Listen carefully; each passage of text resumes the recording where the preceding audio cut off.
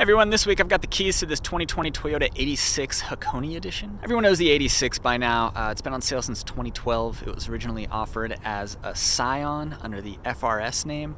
Toyota opted to get rid of the Scion brand after the 2016 model year. So 2012 through 2016 models were badged the Scion FR-S. 2017 through 2020 models have been badged the Toyota 86. There's also the Subaru BRZ. This vehicle was co-developed by Toyota and Subaru, so essentially they're pretty much identical. It really comes down to badge engineering. They have slightly different front bumper designs. They have a different badge on their hood and steering wheel, but other than that, the two vehicles are pretty much identical. They're packaged a little bit differently, just a little bit differently, and they have been over the years, but there are no features that you can get on the BRZ that you can't get on the 86.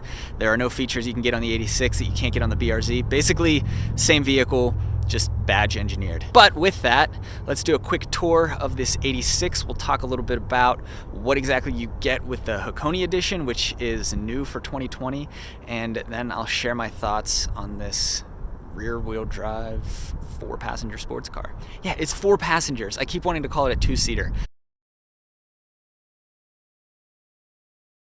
So not a bad design, certainly pretty conservative, but that's what Toyota and Subaru are known for. The front end has changed a little bit over the years. Toyota did give this a mild update a few years back, so this piece has been changed. As for the Hakone Edition, what exactly that consists of, it comes exclusively in this green exterior color. You can't see it real well in the shadow, but I'll throw a picture up right now that shows off the green in a really nice light. You also get these gold wheels and not much else. It comes with a spoiler, I will mention that, but I know that's been offered on other trim levels of the 86 and BRZ. Hakone Edition is mainly just aesthetics, no more Hakone specific things on the exterior. I've always liked this triangle light. I think that's inspired by Formula One race cars. I like the dual rear exhaust too. No badges on the back of this thing. The only badging other than Toyota badges front and rear is this 86 badge right here. I think that about covers the exterior. Let's look at the trunk. Again, not a lot to see there. So no hatchback on this thing. It's a traditional trunk lid. Pops, swings open like that. This is a sports car, so bare metal right there. Really, the trunk isn't that small, I will say. I'm just kind of now noticing that the trunk is fairly sizable. I imagine you could fit a set of golf clubs back here, if anyone's still golfing these days. So yeah, decently sizable trunk. I don't mind it. One thing the press release for the Hakone Edition makes note of is that it comes with a high pile rear floor mat. So yeah, I guess that's somewhat high pile. Gold, orangish, bronze trim around the 86 logo there. I've never been sure how to close the trunk lid, so there's not really a handle here. This is the emergency release for if someone were to get trapped in the trunk. I don't want to pull that. I'm inclined to pull this, but it's really just, yeah, it's just kind of a sharp piece of metal right there. Yeah, I don't know. There's a Subaru logo. Look at that. So I just close it from here. Sometimes I want to close it by the spoiler there, but there, we got it on the first try. I haven't always gotten it on the first try. Okay, now let's climb inside, and I can show you this rather Spartan sports car interior. I'll go ahead and start it up. The engine start button is right here, just ahead of the shifter. Clutch is in. I'll go ahead and pop it out of gear so I can let the clutch out. Emergency brake is on. Okay, we're not gonna roll away. So yeah, definitely a minimalist sports car interior. There are a couple of highlights. Door panel, hard plastic. This is a black suede material, another element unique to the Hakone Edition. So that appears here on the door panels. And, oh wait, it's padded here. Let's see. Yeah, the door panels are padded, and then there is more suede on the gauge hood here. Show off the seats. I do really enjoy this color combination. It's a British racing green. I don't think that's exactly what it's called. Hakone green, that's what it's called. On this brown leather trim. really enjoy the interior of this vehicle.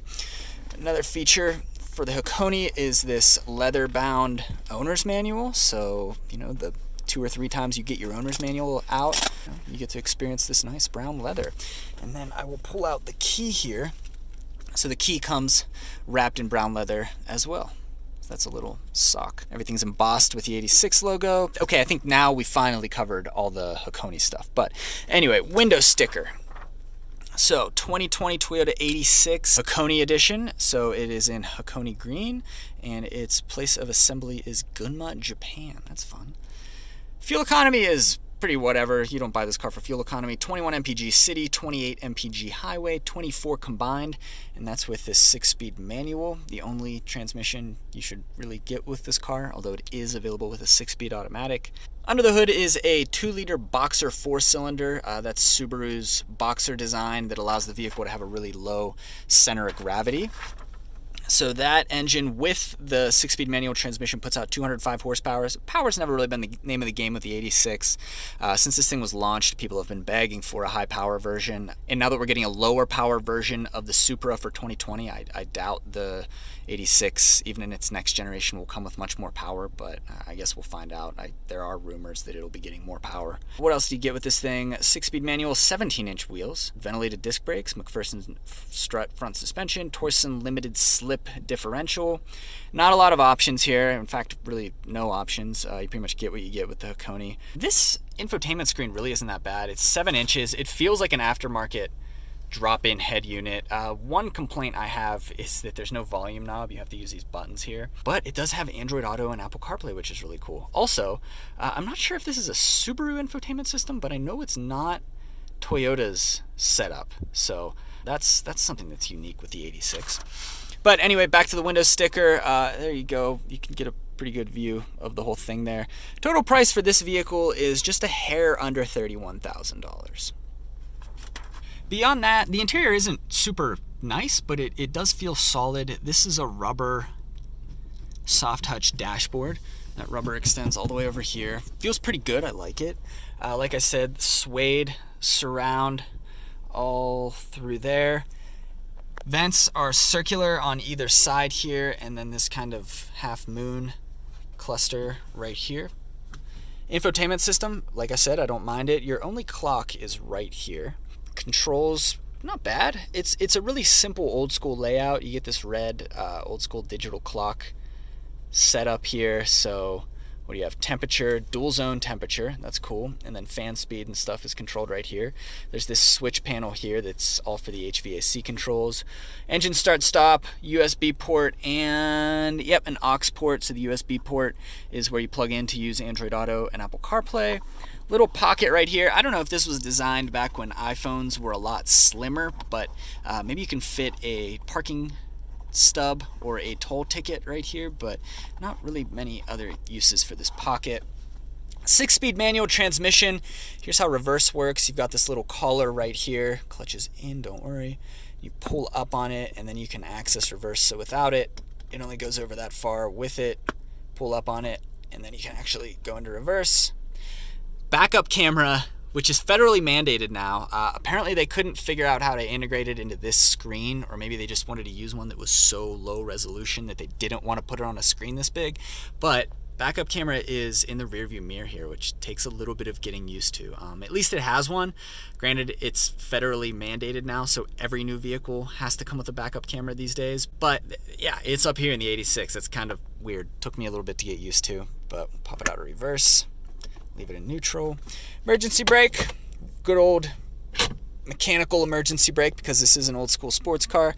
Heated seats in this thing. I'm pretty sure that's a Subaru button. I can't help but try to decide for myself whether it feels more like a Subaru product or a Toyota product. I'm inclined to say that Subaru handled more of the development than Toyota, but I'm really not sure. Anyway, though, you do get heated seats, so that's cool. This is a way to turn the traction and stability control off, and then if you press and hold this button, that turns on track mode in addition to turning all this off. So you just press and hold it, and there you go. I haven't paid too much attention to this screen here. I guess that's what? Engine temperature, oil temperature, and battery charge status right there. You can control it via this. So it tells you some fuel economy figures, not a lot else. There's some brake and acceleration metrics, G-force meter right there, welcome screen. If you look, you can tell that this is actually one screen right here. So it's just one rectangular screen. They do kind of a clever way of cutting it into two different screens there, or at least giving it the impression of having two different screens.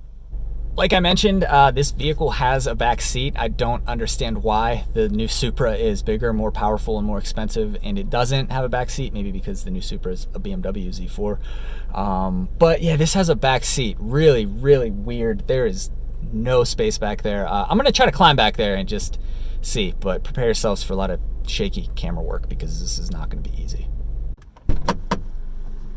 Okay, I keep checking to make sure the emergency brake is on. Okay, so we'll pop that open, get that out of the way. I don't know how this works. Yeah, who knows? Let's just go for it. Ow. Oh, the door's closing on my leg. Oh my God, I'm gonna tear my ACL. Okay. Should have adjusted this front seat better before climbing back here. Oh my goodness. This is ridiculous. Okay, so I reached under the front seat and rolled it up. This is why so this car is supposed to be about being lightweight. So I don't know why they've even included the rear seat at all, and don't say for insurance reasons. Insurance companies aren't that stupid. Yeah, I don't get it. There are latch points for a car seat back here. Actually, there are latch points for two car seats back here. So if you have newborn twins, you know, the 86 works as a family vehicle. Not really. Not a whole lot to show back here. No grab handles or anything. There is a speaker on either side. Obviously, only room for two people back here, but in practice, there's only room for 0 people back here because this is absurd. There's a seat back pocket on the passenger seats. These seats do fold down. Actually, let's fold the seats down. Just see how much more room that gives us. Okay, got my foot out. See, I don't even want to do this. It gives me anxiety, but can't even jam my foot under that back seat. But okay, gently kicking the door open. Okay. Oh, okay. Oh, whoa. So it's one single piece, folds down. Not bad, really. So I could really spread my things out if I wanted to. Huh. Interesting. There you go. Plenty of room. I mean, you could fit a decent sized TV in this vehicle. So there you go. I still don't need the back seat, but the added space is nice. Put this up. Really lightweight, at least, so that's good. You're not giving up too much weight for this useless back seat, but okay. All right, I think that about covers the back seat area. Okay, driving the 86. Sorry, this is gonna shake. I need a better mount. Clutch took me a little bit of getting used to. It catches really far out, so I end up revving the engine or riding the clutch a little bit more than I would like to. Shifter is not bad. It's not the smoothest shifter I've ever felt, but it certainly isn't the roughest either. It sits pretty low, so I want to make sure I go over speed bumps and stuff pretty lightly. Acceleration isn't like nuts from this vehicle. Sure, it's quick. It's not slow.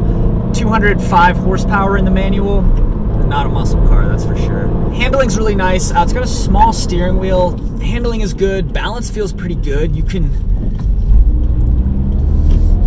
goose the rear end if you turn off stability control. The fact that this car doesn't have a lot of power means you can still drive it pretty hard and get away with it. In upper gears, the transmission's pretty nice. It's those lower gears that are a little tricky. There's 5th gear, and there's 6th. Similar to the Miata, what I really like about this car is that you can drive it pretty hard, like I just said. The red line's at 7,500 RPM. You can rev it up, you can get on it, and you're not going to lose control like you would in a Mustang. Makes it more approachable to a lot of novice drivers. Downshift.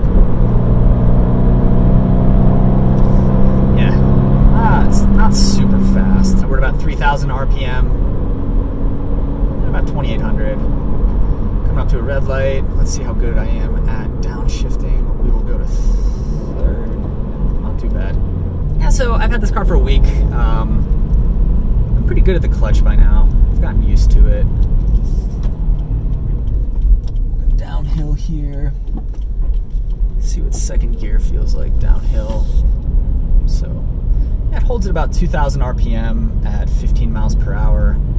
All right, so for my final thoughts on the 86, it's certainly dated. No active safety features whatsoever on this vehicle. The cabin, you can just tell that the switchgear is from a previous generation of Toyota and Subaru products. The presence of Android Auto and Apple CarPlay mean that I really have no complaints about the infotainment system. That's something that gets under my skin in certain vehicles. This Hakone trim is pretty cool. I like the green. I like the tan seats. That said, if I were buying one of these vehicles, I would be buying it because I want a car to take to the track on occasion. I want a car that's going to offer a pure and elevated driving experience. And the fact that you can't get the TRD handling package with the Hakone Edition would probably lead me to a basic GT model with that TRD handling package. But either way, I'd definitely get a 6-speed manual. Again, I think if you're buying a car like this, you want to buy it in its purest form, in its best form, and that's absolutely with a 6-speed manual in this case.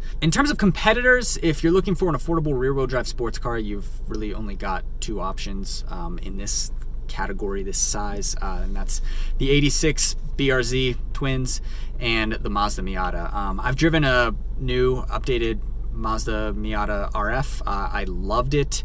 Comparing the two, I must say I liked the Miata more. It felt like a more refined product than this vehicle does. The shifter was nicer to use. The clutch was easier to get used to. I just think it's the overall package in that vehicle. But I still have enjoyed this vehicle for the week. It revs high. Its red line is at 7,500 RPM. The shifter isn't bad. It's just not as good as the Miata's.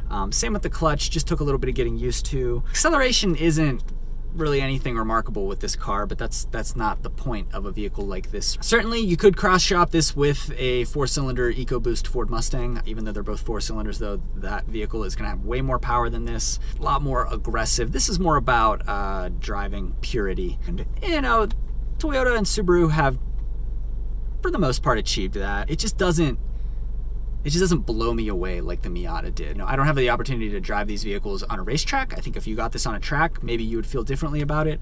But I just know that around town, driving on the highway, at low speeds in the city, all that, the Miata was just different. It was just special. And this vehicle still is, but less so. The formula with this car is less perfected than in the Miata. Either way though, $31K for this vehicle. Another point I wanted to make was you can find these for about $10,000 on the used market, and given that they haven't changed like at all since they were new, you know, you can save a ton of money by going the used route.